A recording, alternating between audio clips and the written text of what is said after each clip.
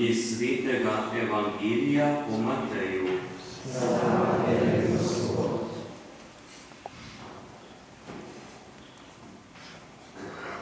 Tisti čas je Jezus rekel svojim učencem: Če tvoj brat greši, pojdi in ga posvari na 4 oči.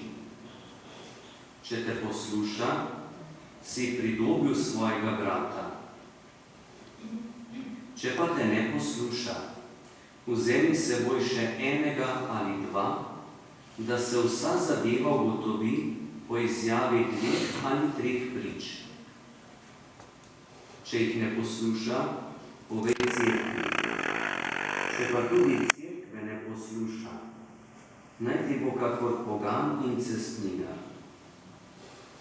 Resnično povem vam, karkoli boste zavezali na zemlji, bo zavezano v nebesi. In karkoli boste razvezali na zemlji, bo razvezano v nebesih. Resnično povem vam, če sta 2 izmed vas na zemlji soglasna v katerikoli prošnji, jo bo uslišal moj Oče, ki je v nebesih. Kjer sta namreč 2 ali so 3 zbrani v mojem imenu, tam sem jaz sredi med njimi.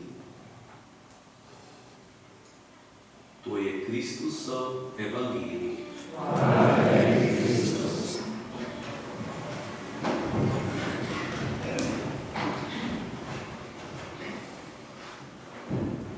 V današnji Božji besedi smo kar 2-krat slišali o svarilu človeka, ki ne želi dobro prav in v pravi smeri. Prvo berilo in še evangelij: posvari jih, pravi Gospod prevoku.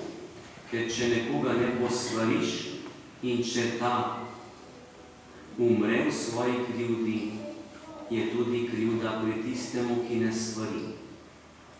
In verjetno tukaj ni mišljeno tisto svarjenje, ko nekdo reče, bom ti že pokazal. Zato bi tukaj pred to mislijo se ustavil ob tem, ko Jezus pravi, karkoli boste zavezali na zemlji, bo zavezano v nebesih. Ali pa razvezali, bo razvezano v nebesih. 2 tedna nazaj, če imate v spominu, je bilo to naročilo dano samo Petru. Peter, ti si skala, ključe dobiš, karkoli bo zavezal, to drži. Dosti časa spremljala misel, ta oblast nekaj zavezati, je dana papežu, potem škofom in ljudem, ki so na vodilnih položajih. Mi smo pa od spodaj nižje, ampak danes to nam govori.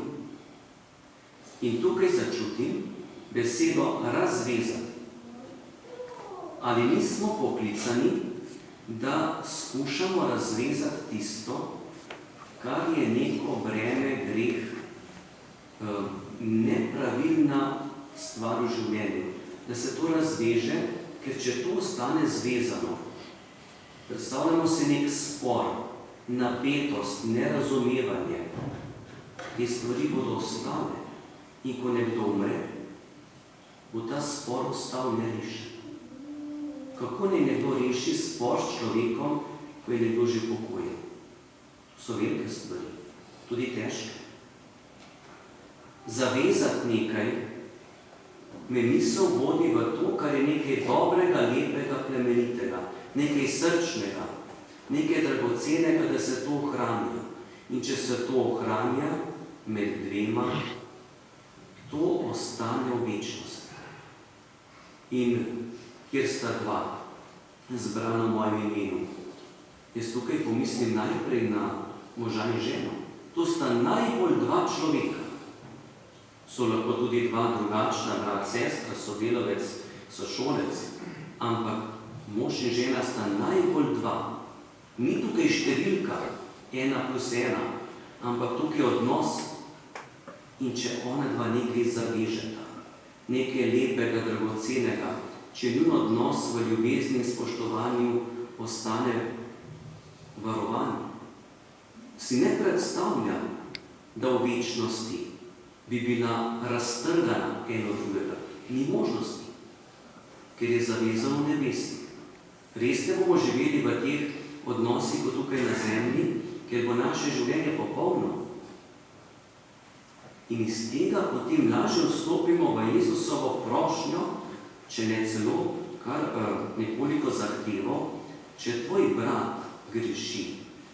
Brat ni rodni brat, ampak nekdo, ki mi je zelo blizu. To je lahko žena od moža, to je lahko otrok, lahko je to tudi celo starš, to je lahko sošolec v šoli ali pa prijatelj, sosed, sodelavec. Če greši, pojdi ga poslavljaš in greši. Kdo je v težjem položaju? Tisti, ki greši ali tisti, ki svari? Kolikokrat me je vodila misel, da najslabše je tisti, ki greši. Potem sem pa začel razmišljati, če imam jaz obveznost, da ga posvarim, sem v zelo težkem položaju. Prvič, kakšen odnos imam do njega? Ga težko prenašam, mi je nadležen, ali imam tega človeka kljub temu rad, mi je dragocen, mi ni vseeno, kako je z njim. To je prvo vprašanje človeka, ki gre na pot svarjenja. Kako ga čuti? Ker, kot se tega zavem, potem v svoji previdnosti, ki izhaja iz dobrote in srčnosti, iščem pravo mesto, kje se lahko z njim srečam. Ne morem kar nekje, med vrati, ko se mudi, ko so drugi zraven. Trenutek, iskanje trenutka in potem s kakšno besedo, s kakšnim tonom glasu, kako naj nagovorim tega človeka. In če tukaj od zadaj celo strah, kaj če me zavrne, pa bo rekel, zase se pride, pusti me pri miru, kaj se vtikaš v moje stvari, poglej, kako je pri tebi. Toliko napadov lahko doživim, ampak če je naravnanost v dobroti, v srčnosti, v ljubezni, potem bom izbral najboljšo možnost. In posvarim na tak način, da upam na rešitev. Da bi se že prvi korak lahko uresničil in da se ta človek morda saj zamisli ali začne razmišljati morda pa res. Kaj pa, če bi skušal stvari spremeniti v nekaj, vsaj v nekem deležu, lahko pa doživim neuspeh in sem zavrnjen.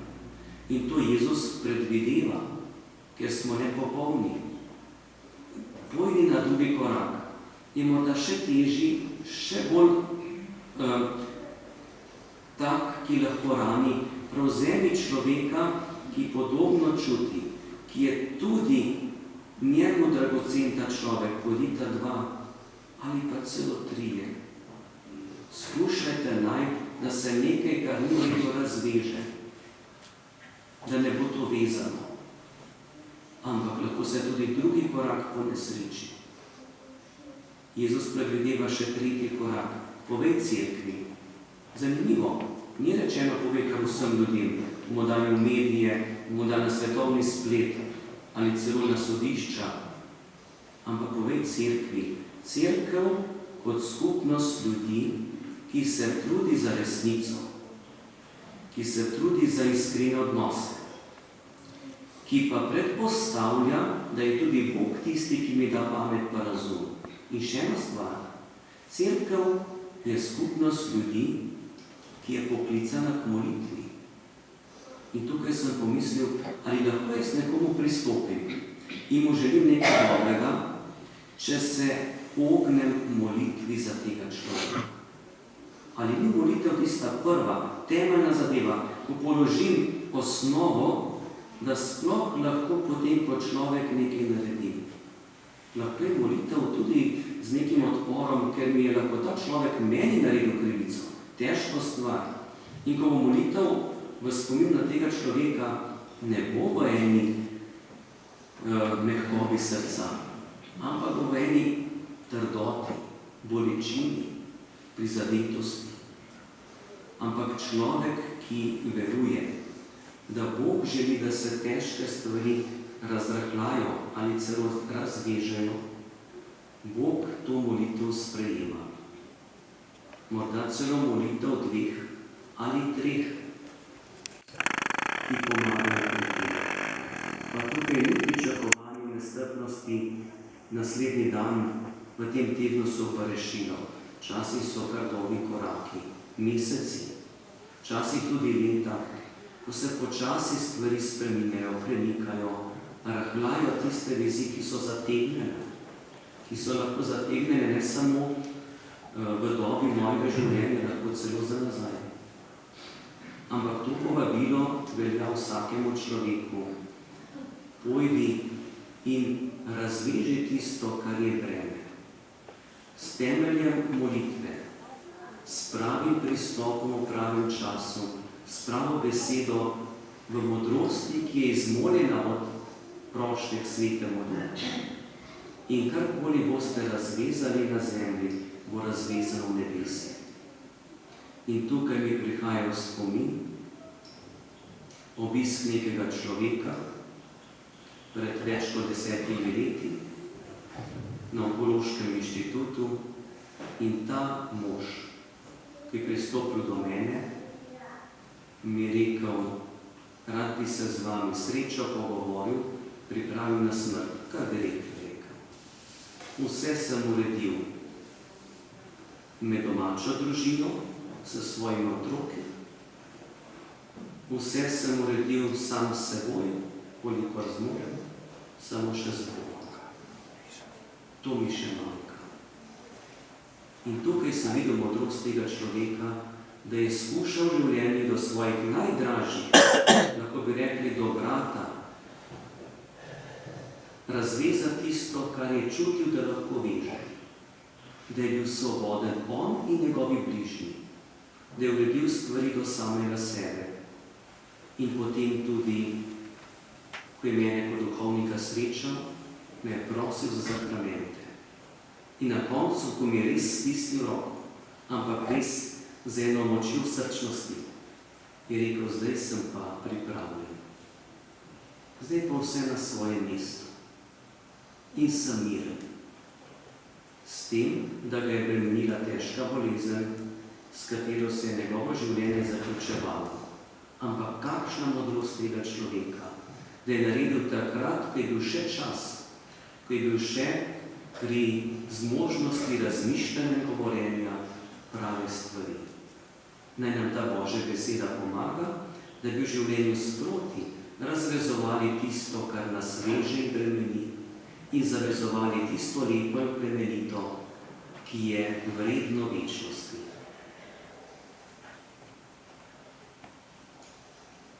Danes je nedelja tik pred začetkom novega katehetskega leta.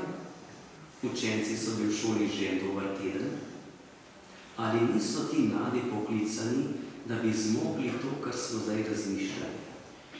In zato naj bo v tem trenutku prav blagoslov za otroke in za mlade, ki so začeli novo šolsko leto, začenjajo jutri novo veroučno leto, da bi jih res spremljala modrost. Tudi otrok je lahko deležen modrosti.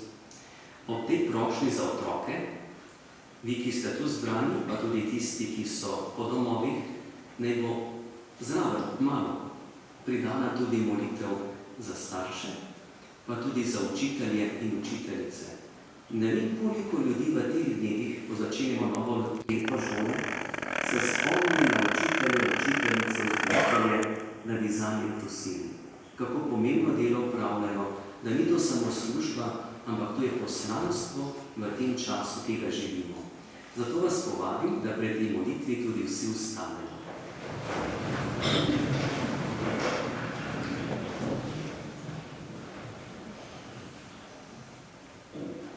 Molimo, Gospod Jezus Kristus, prijatelj otrok, ozri se na tukaj zbrane otroke in vse otroke naše župnije in naše domovine. V svoji dobroti jih blagoslovi, tvoji sveti angeli naj spremljajo in varujejo, daj jim moči, da bodo z navdušenjem prihajali k verouku, poglabljali svoje versko znanje, da bodo tako spoznali pot, po kateri naj hodijo za teboj, ki živiš in kraljuješ vekomaj. Mi pa tudi skupaj spovejmo vero.